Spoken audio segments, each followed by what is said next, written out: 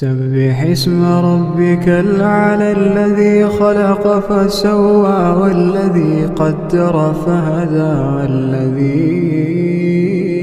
أخرج المرعى فجعله غثاء نحوا سنقرئك فلا تنسى إلا ما شاء الله إنه يعلم الجهر وما يخفى ونيسرك لليسرى فذكر إن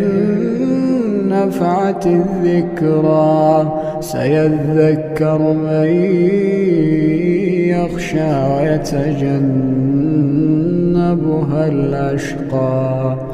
الأشقى الذي يصلى